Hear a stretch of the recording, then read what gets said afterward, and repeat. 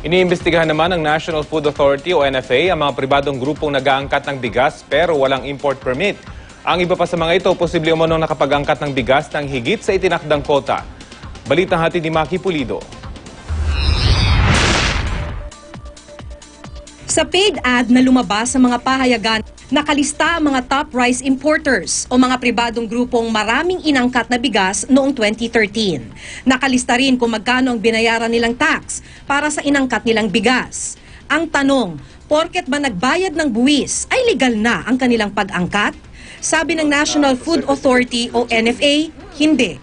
Katunayan, ng ilan sa mga nakalistang pribadong rice importer, walang import permit mula sa NFA. Kahit nagbayad ka ng buwis, kung wala ka pa rin import permit, that's still illegal.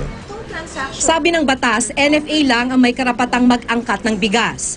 Kaya kung pribadong grupo ka, kailangang kumuha ng import permit mula sa NFA.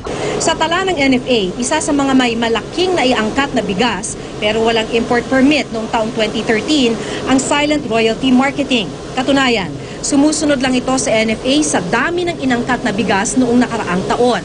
Ayon sa NFA, wala rin daw import permit ang Medalla de Oro Trading na top 6 rice importer at ang Jade Brothers Farm and Livestock Inc. na top 21 naman. Katunayan, ang mga inangkat na bigas ng tatlong kumpanyang ito ay nakahold sa iba't ibang piyer sa bansa dahil walang mapakitang import permit. Patuloy na hinahanap ng GMA News ang contact number ng mga importer na ito para makuna ng pahayag.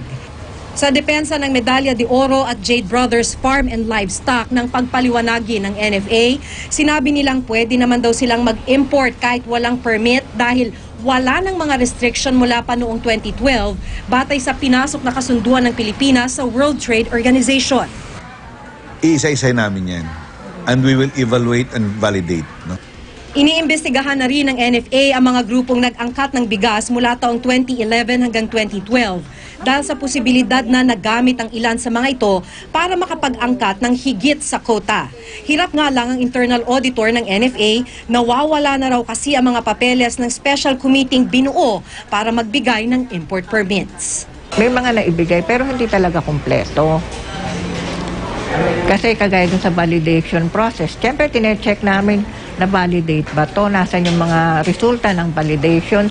Maki Pulido, GMA News.